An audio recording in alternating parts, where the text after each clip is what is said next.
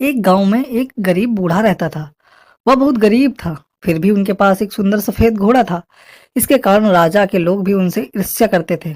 उस सफेद घोड़े को बेचने के लिए राजा की तरफ से अच्छी कीमत पेशकश की गई थी, लेकिन बूढ़ा आदमी यह कहते हुए मना कर देता था, यह मेरे लिए सिर्फ घोड़ा नहीं है, वह एक व्यक्ति और मेरा अच्छा दोस्त है।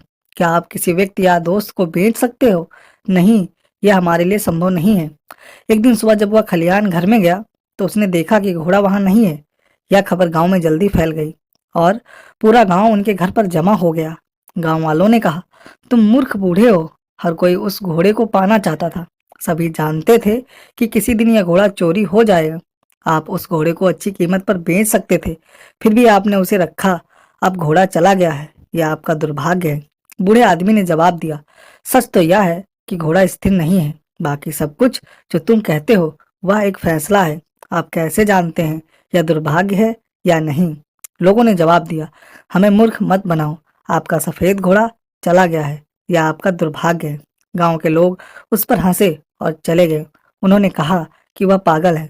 वह उस घोड़े को बेच सकता था और गरीबी में जीने की वजह एक बेहतर जीवन जी सकता था। कुछ दिनों के बाद सफेद घोड़ा जंगल से वापस आया। उसके साथ कुछ और जंगली घोड़े भी आए। गांव के लोग फिर उनके घर पर इकट्ठा हो गए और बोले, आप सही थे, यह दुर्भाग्य नहीं बल्कि आशीर्वाद है। अब आपके पास और भी सुंदर घोड़े हैं, आप उन्हें प्रशिक्षित कर सकते हैं और बेच सकते हैं। बूढ़े ने उत्तर दिया, फिर से आप बहुत दूर जा रहे हो। बस आप यह कहें कि घोड़ा वापस आ गया है और अधिक घोड़ों का होना एक आशीर्वाद है या केवल एक टुकड़ा है। एक दिन ये भी गुजर जाएगा। इस बार गांव के लोग चुप रहे। बूढ़े आदमी के इकलौते बेटे ने घोड़े को प्रशिक्षित करना शुरू कर दिया। कुछ दिनों के बाद उन जंगली घोड़ों को प्रशिक्षण देने के दौरान बूढ़े का बेटा घोड़े से गिर गया और उसके पैर टूट गया। इस बात को सुनकर गांव के लोग इकट्ठा हो गए और बोले, आप ठीक कह रहे थे, अधिक घोड़े होना कोई आशीर्वाद नहीं है। अब तुम्हारा बेटा इससे घायल हुआ है, इस बुढ़ापे में अपने अपाहिज बेटे का क्या करोगे? बूढ़े ने उत्तर दिया, इतनी दूर मत जाओ, इतना ही कहो कि मेरे बेटे की टांग टूट गई है। कौन जानता है कि यह दुर्भाग्य है या आशीर्वाद, किसी को नहीं मालूम। एक महीने बाद युद्ध के कारण गांव के सभी युवाओं को सेना में भर्ती होने के लिए मजबूर होना पड़ा। इसलिए युवाओं के माता पिता और गांव के सभी लोग रो रहे थे।